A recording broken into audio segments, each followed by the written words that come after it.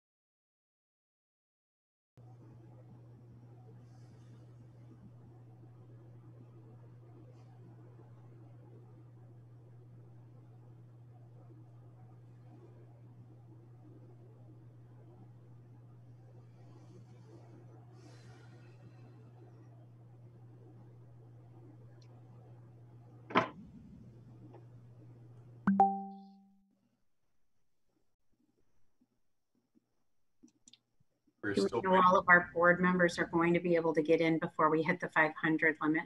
They are, panelists aren't part of that. Great, thank you. Panelists should still be able to log in.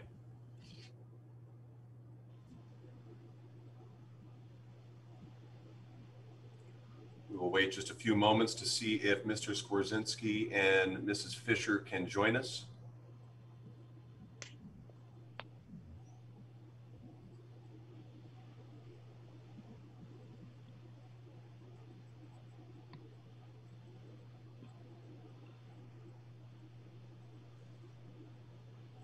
There is Mrs. Fisher.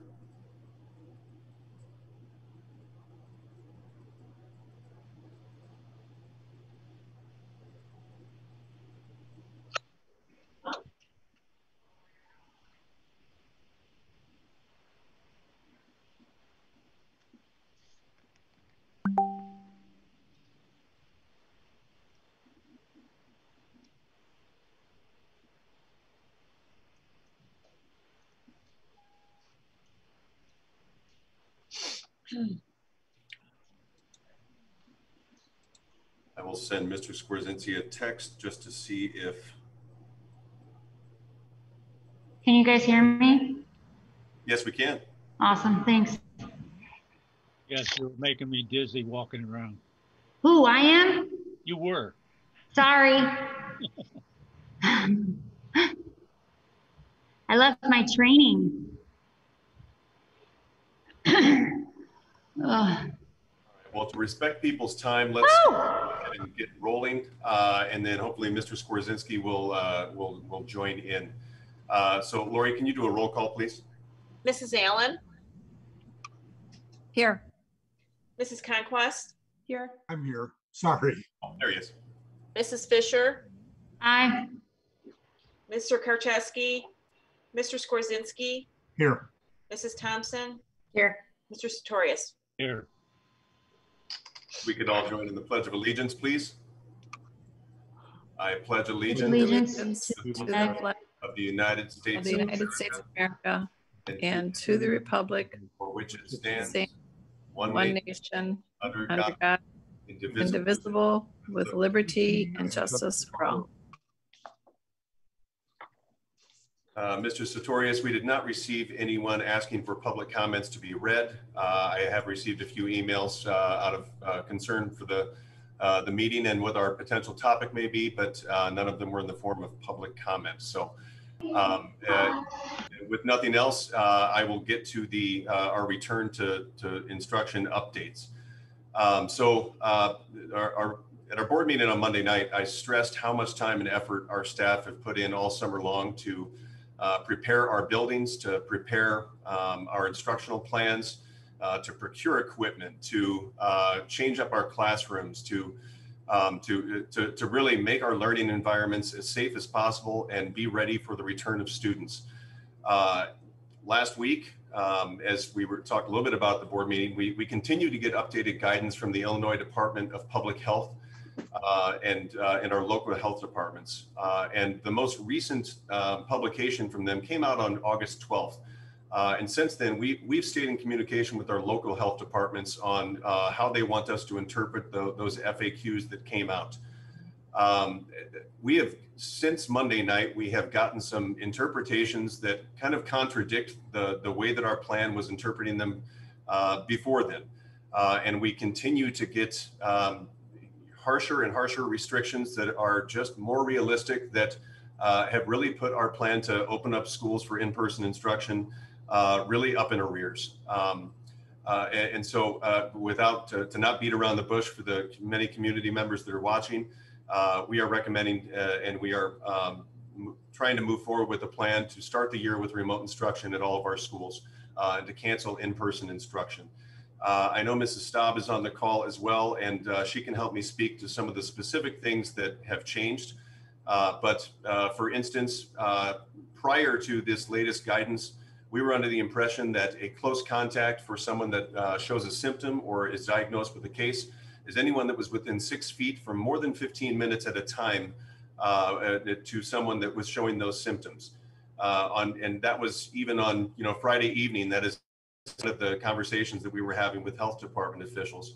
On Tuesday morning of this week, the day after our board meeting, we received notification and clarification that no, it was anyone that was within 6 feet of a close contact for within a 6 feet for more than 15 minutes within a 24-hour period. And that 24-hour period has to go back to within 48 hours of the onset of symptoms. And the tracking of that is just completely unmanageable from a school perspective, especially with passing periods at a junior high and kids walking into school off of a bus and all of that. We've also received clarifications that originally when someone exhibited a symptom of COVID-19, and there's a whole slew of symptoms, that person needed to be sent home and quarantined for anywhere from 10 to 14 days. Even this morning, we got further clarification from our local health departments that not only an individual need to quarantine for 14 days, but everyone in their household needs to go home for 14 days, as well as the parents, especially if they're employees. And so we could be sending our teachers home that have no symptoms whatsoever for up to 14 days to quarantine, unless they get a negative COVID test or some other medical diagnosis for why that original individual was being asked to quarantine. These are just completely unrealistic and unmanageable staffing and student issues. The number of students that are going to be sent down with a single symptom that our nurses and that our school officers are going to have to isolate, screen, and then supervise while we wait for parents to come in and receive these and take these children back, and then having to then contact all of the siblings and family members and have someone pick them up is just, it's truly untenable and unsustainable for a school district. I'll pause for a second. Mrs. Staub, if you had any further clarifications to add on some of the most recent changes that we've seen, that we in our discussion, we just cannot safely implement these in our schools. Mrs. Staub? Those are two of the biggest changes that have occurred. And the concern is that we're going to be sending children in and out of school. They're going to be quarantined. They're going to come back in. We'll have staff members in and out of school. It's concerning that we're the back and forth, as well as whether or not we'll be able to appropriately staff our classrooms if our staff members are constantly needing to quarantine, either due to that close contact or due to the fact that their own family members are quarantining. Let me ask you a question. Besides the staff member being sent home, would every child in that classroom have to be sent home also? Not necessarily a classroom, Al. Go ahead, Mrs. Staub. I was going to say that would go back to that close contact, and if they were within 15 minutes, if they were within 6 feet for 15 minutes or longer. So we are in our classrooms. We have spaced our desks out as much as possible. We have we have to stick by our seating arrangements, both in our classrooms as well as on our transportation routes. And we want to make sure that we know where all of the children are sitting. So if we did need to find those close contacts, we could easily pull a list, look at that list of where everyone is sitting, and determine who is a close contact from there. However, I believe that last week, correct me if I'm wrong, Dr. Mon, but last week, the CDC did release that if there are more than 2 positive cases within a single classroom, then that entire building has to shut down. That's now, symptoms is different than a positive case. So that would be 2 positive cases within one classroom. And that would be considered an outbreak that would need to shut the entire building down.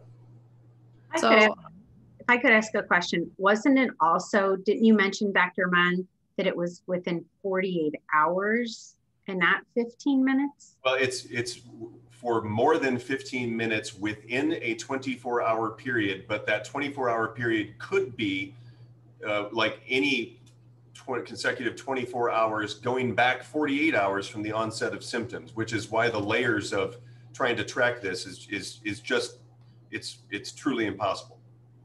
And aren't many of our classrooms in school, their desks, just because of the mere number, they're not 6 feet apart? Yes, we have spread out desks as much as we can, but clearly it's a rare classroom that has actually been able to get desks 6 feet apart. I'm not sure that we have a single classroom that has desks entirely 6 feet apart.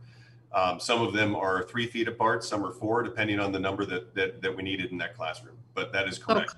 So clearly, they're going to be. Going to be some. If there is symptoms, there's a possibility that these children, obviously it's less than 6 feet, number one, and it's going to be more than 15 minutes because just of the mere distance between the desks. There's different isolation and quarantine requirements if you are within the same household, if there's just symptoms, as opposed to if there's a positive case. And then a positive case is a lot more stringent with quarantine, and yes, now anyone that happened to be around them, if the desks were there, with symptoms, it's not always the same. But again, there's so many different layers of this that it's becoming unmanageable for the schools to try to plan for. Oh, sorry, go ahead, Emily. Is it a cumulative 15 minutes or is it 15 minutes at one sitting? So like, do our passing periods get us to 15 minutes of contact? Yes, and that is one of the biggest changes that occurred after our board meeting Monday night, because the guidance that came out from the IDPH last week did say cumulative, but in our conversations with our locals, they were still kind of saying that, hey, per occurrence is something that we can stand by. And then, for further clarification came out Tuesday morning that no, you need to do this as 15 minutes cumulative within those long 24-hour periods. And we know that, and they even kind of indicated, and they understood that was going to be very, very hard for schools to completely track. So they kind of said, do as good as you can, do as good as you can. Again, in our further conversations this week since then, we just realized the impossibility of doing that in a meaningful fashion. A student who exhibits symptoms, though, on the bus would expose a lot of children if they rode the bus to school. Mm-hmm. Because they're within. Now they've released further guidance. Absolutely. That now with buses, it's like 3 rows, both front and back and across the aisle, would be considered a close contact on a bus. So again, the number of kids that we are going to be sending home with symptoms and their families and all of that is enormous. It's just unrealistic for schools. So Symptoms and possible contacts, right? Yes. Mrs. Fisher, go ahead. all right. So going forward, then, if we're looking at full remote. Yes. If I can, let me jump in real quick. We are recommending going full remote for the first quarter of our school year. So that would take us, I believe, to October 16th. Clearly, if new information came out and new data came out that allowed us to come back and revisit this sooner, we will consider that. But right now, we do have rising positivity rates in our region. I know Will County just went up to 7.5 today. So they're very close to that 8% threshold that might trigger additional mitigation efforts. Grundy has had a high positivity rate, not necessarily in our region, but within certain sections of the county. So at this time, we're recommending going full remote through the first quarter of the school year. And would that still allow, obviously, that X-nay on all the sports, I would hope, right? I mean, that they're gone. We are certainly, moving forward with under the assumption that we will be suspending extracurricular activities. Of course, I mean, not that I want these kids active, but I'm just, thinking that school is obviously more important. Yes. But teachers then are allowed to still come and go in the building to teach or do their Zoom meetings from their Zoom lessons? Our conversations with the teachers is that in certain circumstances, we would permit people to teach remotely from home, but we would not prohibit anyone from coming into the building to teach from their classroom. We would need to have procedures and contact tracing available so that we know what teachers are in the building and where they're going to be, just like we would have next week with in-person instruction. And Dr. Mann, are you going to explain before we make a motion when the first day of school would start, et cetera? Sure. And to clarify, this isn't we don't have this as an action item because this is an emergency board meeting. So we're asking the board to bless this plan going forward, and that we will have an administrative or we will have an action item for you to formally amend the calendar the next time we get together. But this is to communicate that we are making a shift in this, and for the board to be able to announce any feedback and kind of consensus on support or not. But we would be scheduling next Monday and Tuesday as remote instruction planning days to give our teachers that we're planning for in-person instruction even up until this meeting a few days to allow for further handout of materials, rostering of those classes into remote and all of that. So the first day of remote instruction for students would begin on Wednesday, or August 26th. I have to say, with the many teachers that I know and support, it has been a rough week with them being in the classroom, preparing their classroom. Our administrators and the like principals who have done a phenomenal job and been putting so many hours in getting their classroom ready. The moms out there and dads who have been setting up daycare and getting themselves ready for this week. Not to mention those little ones that are excited to meet their teachers. This is very disappointed for many, many people. And I know a big shift for our community. I've gotten many questions and seen many things on social media where people are like, why are they waiting until right now? Believe me, our community is struggling with questions. And this is not that we did not want this to happen. In so many ways, we wanted our kiddos to be back in the classroom next week more than anything.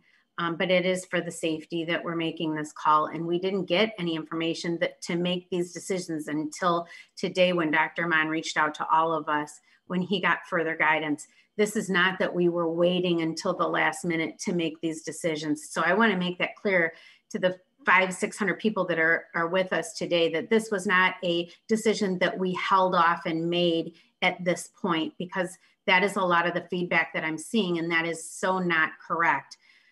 We went with that 70% of our survey where parents wanted to see their kids go back to school, and that's what we were planning for. But unfortunately, with an abundance of caution, it was necessary to take these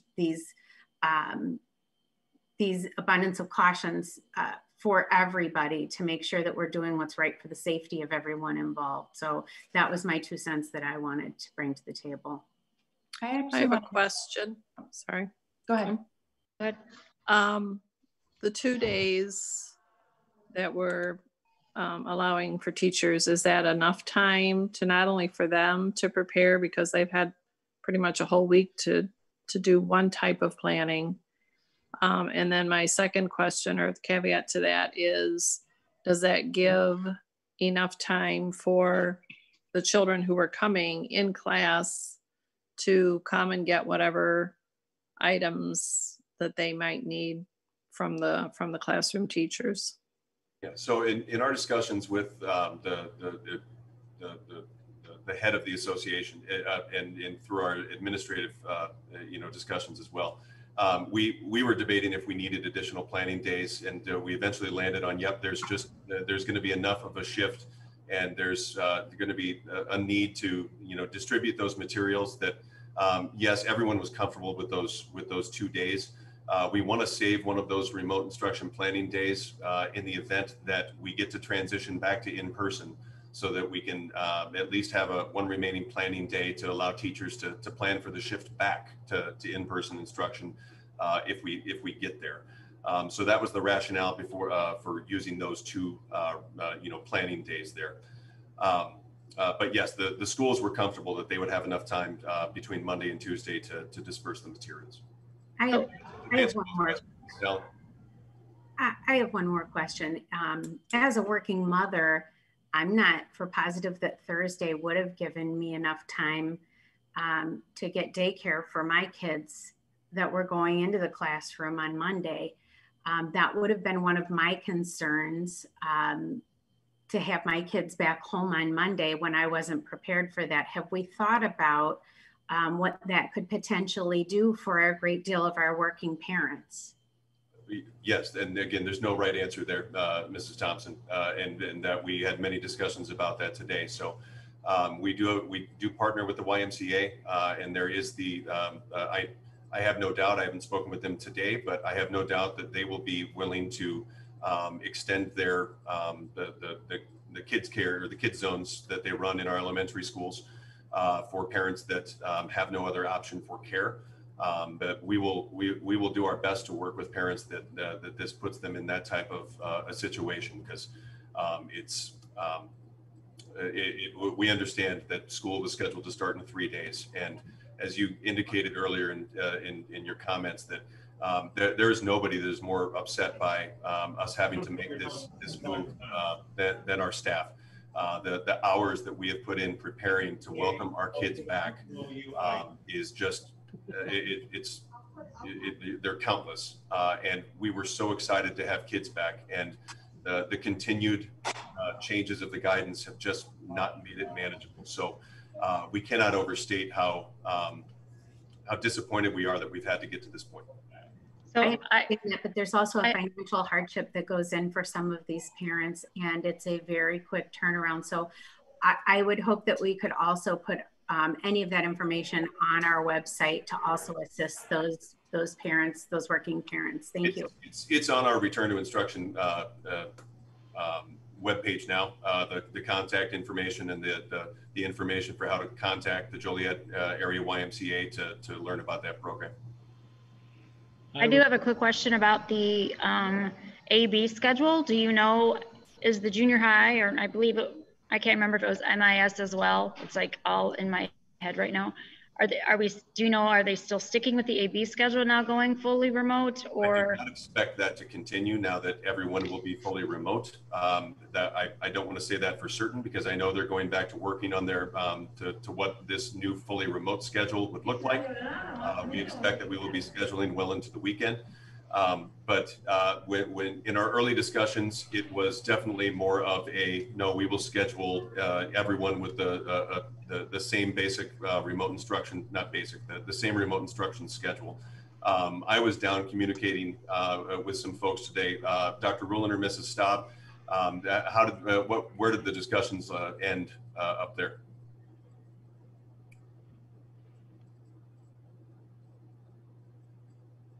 I'm sorry, was the question about the AB schedule? Is that what we're asking about right now? Yeah, so are they continuing with that, or are we going to be going back to pretty much a solid schedule for all students?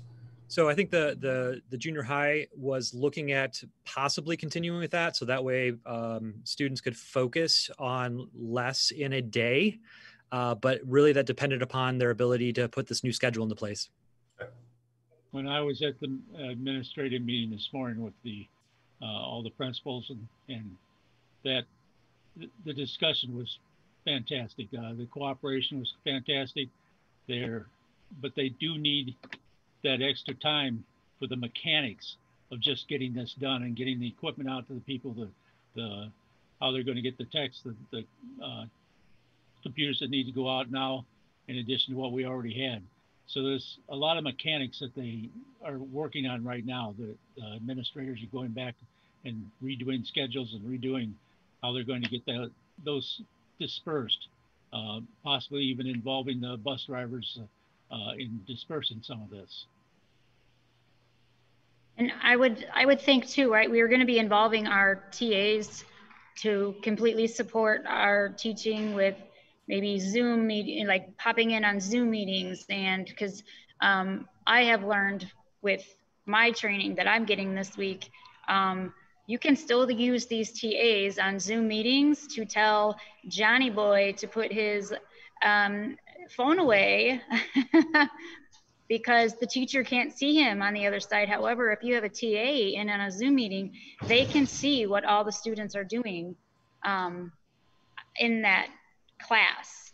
So I think that being these our TAs are still going to be highly important to us in the aspect of controlling, the attention and whatnot for, for the academics. Because I hate to do this remotely, but I still feel that they can still get a high education, better than, it's 201, of course, we're going to.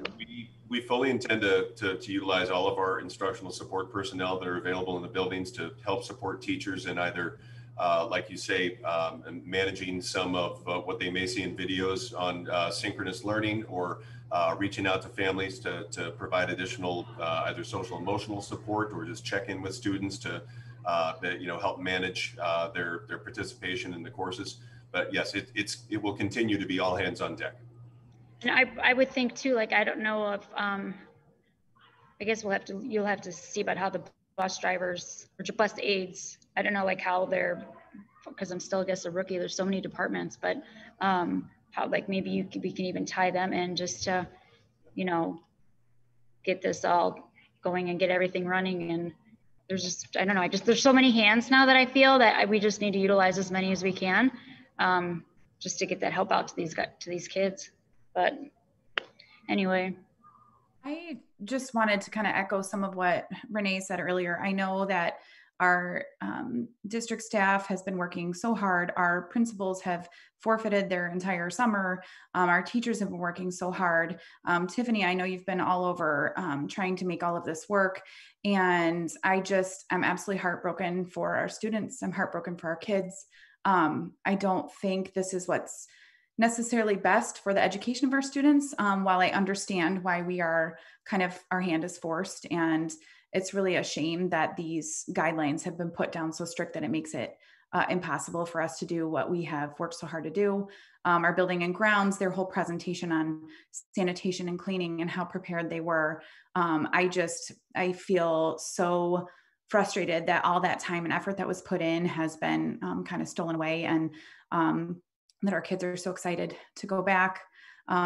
This is just, it's really devastating for students, all over the country, but certainly here in Illinois in the last few days with these guidelines. And I truly hope that we continue to work while supporting the remote learning towards, as soon as we can be back in person, making that a reality. I know we can utilize all those things we planned over the summer to start when we're able to go back. And I just wanted to thank our district staff from all the way from the top down, just how hard you guys have worked. And I do want to reiterate to the community too, that this was certainly not taken lightly.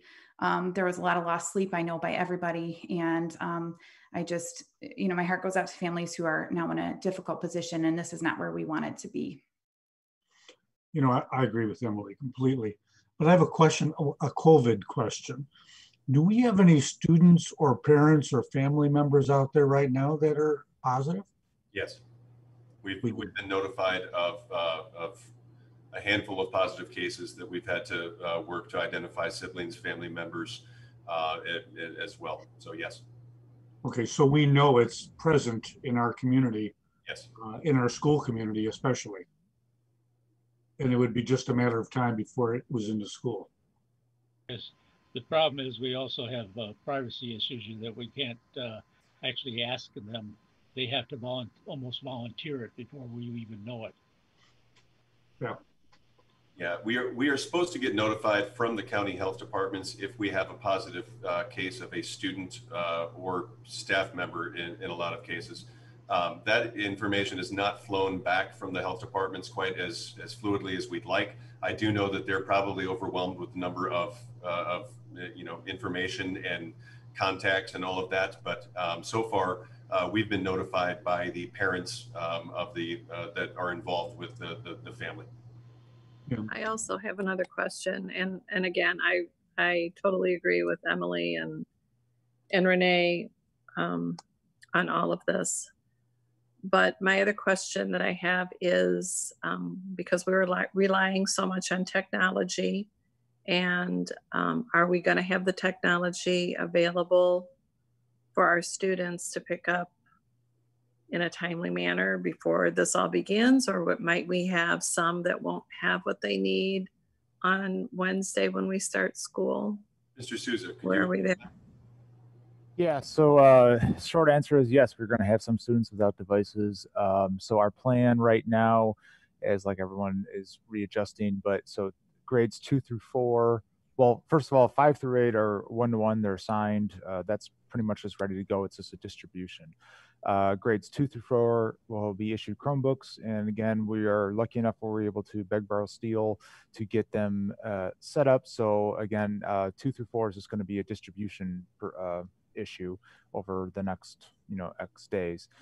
K through 1, they're slated to get iPads, and that's where we're a little bit in a quandary where, so we've identified we have some iPads that we can issue out to parents, which we're going to be reaching out and seeking through different mechanisms to kind of get high priority students an iPad. We have a small limited quantity, and then we're just waiting for the big bulk order to come in, again, hopefully very early September, but it has not shipped yet, so we're still kind of waiting. But once that comes in, then we will be able to flush out K through K1 iPads once that comes in. But yeah, come Wednesday, we will have many students in K1 without a Minooka supplied technology device. And do we have a tentative date that possibly will happen, or not sure? Really just not sure. I mean, what I've been told is, early September is the best guess, but it has not shipped yet. So that's our quandary at the moment. What I can say, while we have this large platform of audience that we're not accustomed to saying, is Dr. Ruland came to us with e-learning after we had this catastrophic cold spell to say, this is something that we have to investigate.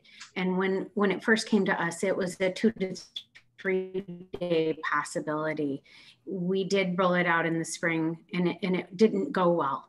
There were vast improvements of what you're going to see, and these teachers have worked so hard. but we didn't foresee it going out to everybody. So they're going to do their very best. And these teachers are trying so hard and have worked so very hard. And, you know, all of them, I can't say that they're specialists at this. So we do hope that everybody does give them some flexibility. This is not what all of them went to school for. And they're going to do their best. All of them have the very best intentions on providing your children the very, very best education that they could possibly get. I know that from the bottom of my heart, and I've seen these people work tooth and nail to do the very best that they can to prepare for this school year. And I can tell you that right now they're very disappointed in what they thought was going to be the rollout of one of the best years that they could have provided. So they're scrambling right now. And I know these next 2 days that we're providing them to prepare is going to be hard and difficult on them, as difficult as it is going to be emotionally on your kids that we're waiting to go back to school and excited as well. So I'm really excited that, you know, it's a new journey for everybody. And I hope that everybody comes into this with a positive attitude, and our parents work especially hard with their kids as much as we are going to work with our teachers to make this a positive journey for all of us. It's going to be a work in progress, and it will be better than last spring, but it's still going to be a work in progress. And I just hope that everybody goes into this with a positive approach, because it is new. And again, these are unprecedented times for all of us. It's not where we want to be. But again, I thank the community for understanding, because this again is not the ideal situation, but we all have to figure it out. So thank you again. I have another, I'm sorry. I have one question. I guess it'd be for Dr. Ruland. Is he still on, or did he? No, he's here. Okay. Is it possible, because I mean, me as a parent of 201, I still say, like, my child's still going to be held accountable for, I mean, you should be in school. You're not on vacation. You are going to log in like you should. I don't know. I mean, being that now we're going full remote, I think that these students should have a schedule of 8 o'clock or 9 o'clock. This is what, this is when class begins. You should all check in. I mean, I just feel like, I mean, this would normally be school. So I just feel like we need to put some kind of accountability too on our parents too, I guess. Like, that's what I'm kind of trying to say, is for all the hard work that our teachers are doing and having to do with all of this, we all have to be committed to this to make it succeed. And I know our teachers are. So we have to make sure that our children are also in front of this screen, and it's going to take more than just that child to put them there. So we have to hold some accountability of how are we going to get that child in front of the screen. And we have to hold some kind of attendance, or we have to do something. Allowing them to just come on when it's convenient for them, I don't feel is really fair to our teachers, really, because they have to be at work every day. They have to be putting these Zoom meetings in at a certain time. I do understand sometimes there are certain circumstances where things may come up, but that's probably only a handful. We have almost 5,000 other children that need to be held, need to have structure, need to have we just need to hold them accountable. We need to have some kind of check-in. We need to have a time schedule, in my opinion. I think we need to be careful to give our parents some grace right now too, because they didn't expect this 3 days before the school year started. You know, there's going to be a lot of grace going both ways, and it's going to be a team effort, but we just have to give our families some grace right now as well. This is not news anybody was preparing for or wanted. So, you know, I just want to acknowledge that. You know, I think we all need to be very flexible in what's going on here. We certainly don't want to be punitive towards students and parents. they were never trained to be classroom teachers and to do the job that what our teachers do. We have outstanding teachers. We have outstanding parents too, but the parents can't do exactly what we do. So I think we need to be cautious and, you know, considerate of everybody. And you know what, not everybody has the same bandwidth, be it bandwidth within their home's internet, bandwidth within their day. So we may have one parent at home teaching 6 children with the bandwidth of internet that can only handle 2 kids, and she may be only able to teach 3 kids at a time out of 6. So we do have to be flexible, but I do appreciate everybody's feedback, and I wish everybody the best of luck in their challenges. I think a parent that's teaching 3 children at one time is doing an outstanding job. So I will say that, you know, I will restate that we're terribly disappointed that we've had to get to this decision to move forward. Remember, 70% of our families were choosing to send their students back to in-person instruction. And we worked tirelessly throughout the summer to get our schools ready, to procure equipment, to get protocols and safety procedures. And we are devastated that the requirements for the isolation and the quarantining and the screening and the checking for symptoms have continued to evolve to a point where it's just not manageable for our schools. And we incredibly regret that that the latest clarification we've got is only 3 days before school starts. We're committed to working with our families to try to find the right solutions for them if this you know, creates childcare issues for them. But again, we are moving to start the school fully remote through the first quarter, and we will revisit this in the weeks to come if new and additional guidance and data comes out. Monday and Tuesday, so Monday the 24th and Tuesday the 25th will be remote instruction planning days for our teachers, to where the students will not have any online requirements, but everyone will begin with full-time remote instruction on Wednesday, August 7th. Dr. Monitor, do you plan on sending this out this afternoon? I do, yes. As soon as we conclude with this, I'm going to get back to the communication, you know, streamlining. So be making sure that we fully get this out to any staff that hadn't gotten the message yet, and then both a phone call, text, and emails going out to families. And you're going to make it very clear that it's really the health department, the constraints that they put on us, that's really causing this to happen. Yes, this wasn't a safety issue for us. We believe we've got the right disinfectant, the right number of staff, and the right protocols. It wasn't perfect. Again, we were social distancing as best as we could, but we felt good that we were going to be able to put a good, safe environment out there for our learners. But it's the other side of the restrictions and how many people we're going to be sending home on a daily basis and monitoring them, and then staff are going to be having to leave the buildings, and we weren't expecting that we'd be able to adequately staff the buildings after more than a few days with the new guidance that we've received. It'll just become chaotic. Yes. Yeah, I just wanted to echo what Al said. I'd love to see the communication really outline the restrictions that made this, you know, come to this point, so that people understand also for now, but also for moving forward and being able to open hopefully in the future. Yes, indeed. So if there are no other questions, I'd ask that we adjourn this meeting, and I will get to the communicating. Thank you very much for your leadership. Thank you. Yes, thank you very much. A motion to, or did you say to adjourn? Yes, we do need a motion in a second. Again, remember, there's no actual action item here because this was an emergency board meeting. So right now, unless you have other concerns you want us to address, we're kind of asking for your blessing on this. We will bring you an official action item in a subsequent meeting to officially amend the school calendar. Oh, so right now, okay. Right now, the only thing left to do is adjourn this meeting, and we'll get moving. I'll make a motion to adjourn. I'll second. All those in favor? Aye. Aye. Wave at me.